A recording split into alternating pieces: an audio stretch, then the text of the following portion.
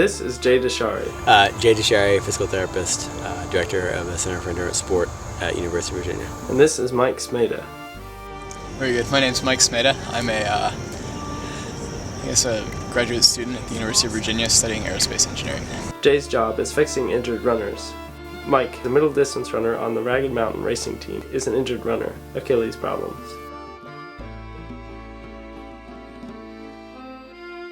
We're here to see one way modern science is being used to heal runners and prevent future injuries.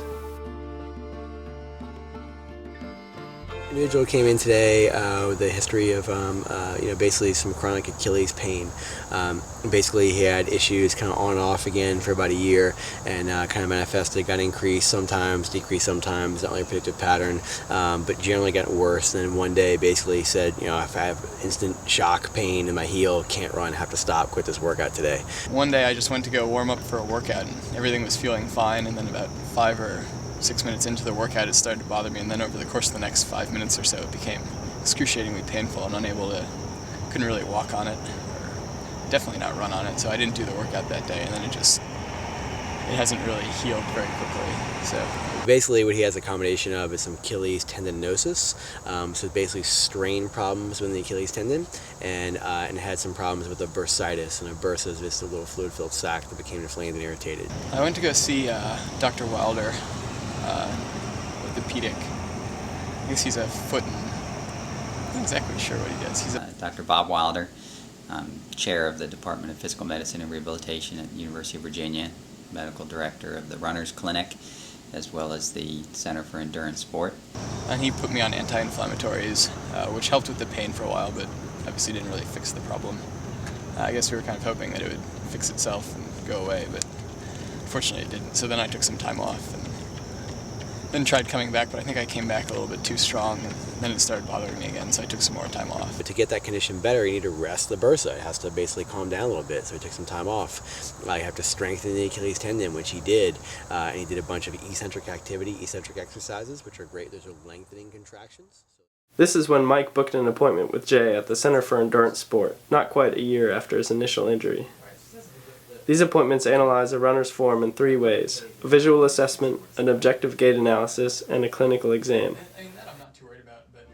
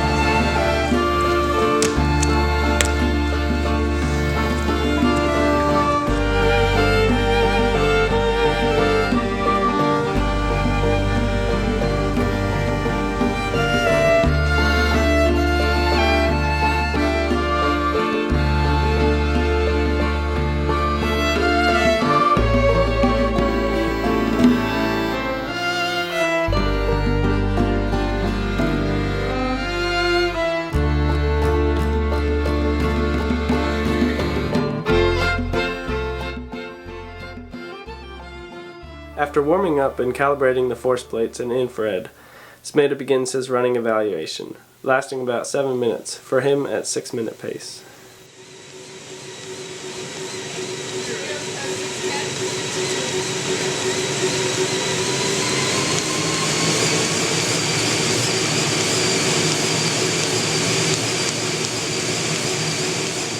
So here at UVA we have we're really lucky to have a nice lab, and so we're able to use cameras that look at range of motion, and we use treadmill and force plates to look at forces acting on the body. So we have 12 infrared cameras around the room. They're not video cameras, they're infrared cameras. They don't see you visually. What they do is actually bounce reflections off of the markers that's on the runner's body, and then that reflection goes back into the camera so that we can reconstruct in 3 dimensions the runner's pelvis, spine, hips, ankles, knees, feet, etc. And so we actually recreate those points in 3D space, and we can measure the range of motion that they have. And we collect data at 250 hertz, or 250 times a second. We're looking for where is that person and how are they moving. The treadmill that we have is one of a handful in the world that exists. It allows us to look at forces in 3 planes in real time. So it allows us to look 1,000 times per second at the forces acting on the runner. You think about the planes of motion. We run the sagittal plane, okay, and then we also look at the lateral plane, and we also look at rotational plane. So what it allows us to do is to get data on forces in the anterior posterior direction on the planes you run in. It allows us to look at lateral forces, rotational forces, and also vertical component forces. So again, it gives us a complete picture of what kind of forces are acting on you as you run. We can see are things asymmetric, are things efficient. There's a number of performance variables we've sort of figured out, work with USA Track and Field to break a runner down and figure out, okay, where are they accelerating, where are they braking, how can we sort of get this data to tell something meaningful. I think that's one of the things we've done here is that, we get a lot of data, any lab gets a lot of data. The critical step is to make the range of motion data and make the force data you collect actually meaningful and applicable to the runner.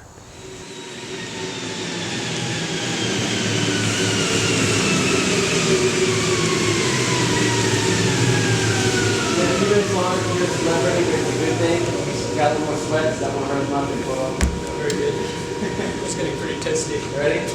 Oh, it wasn't bad at all. Much worse than that.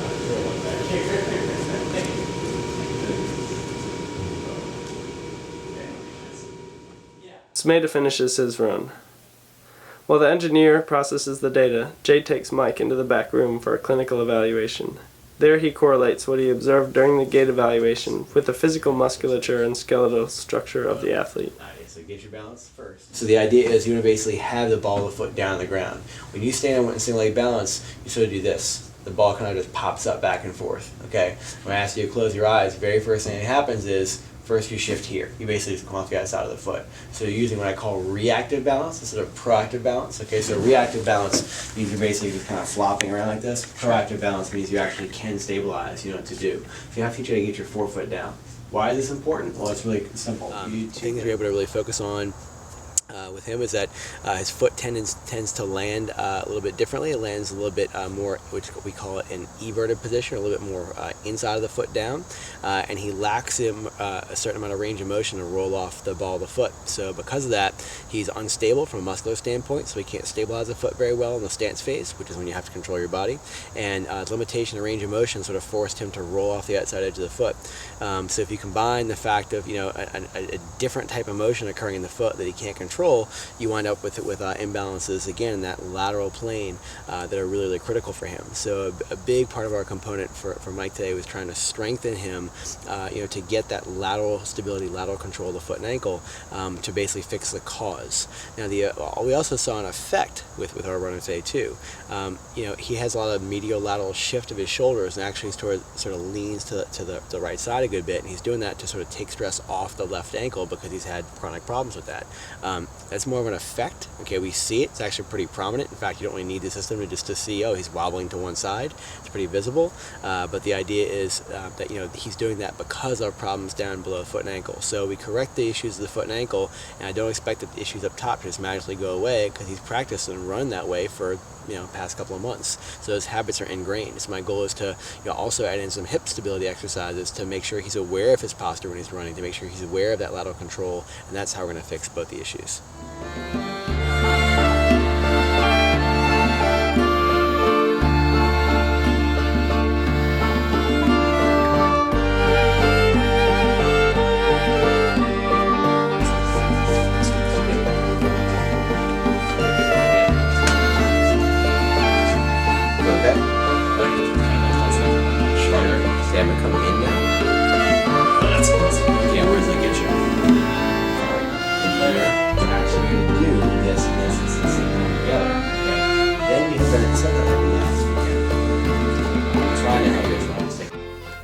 When the objective data is ready, Jay goes over that information with Mike.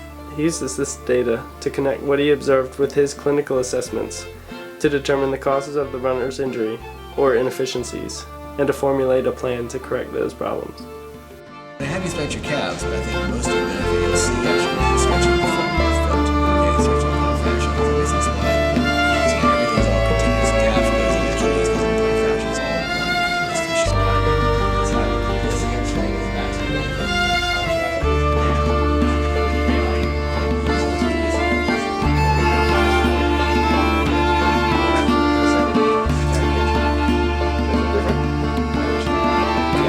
Stand, you're going to go toe, heel, just like this, okay? So you're supposed to be across it?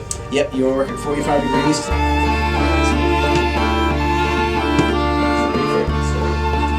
back, gotta keep this guy down. Good. So we're going to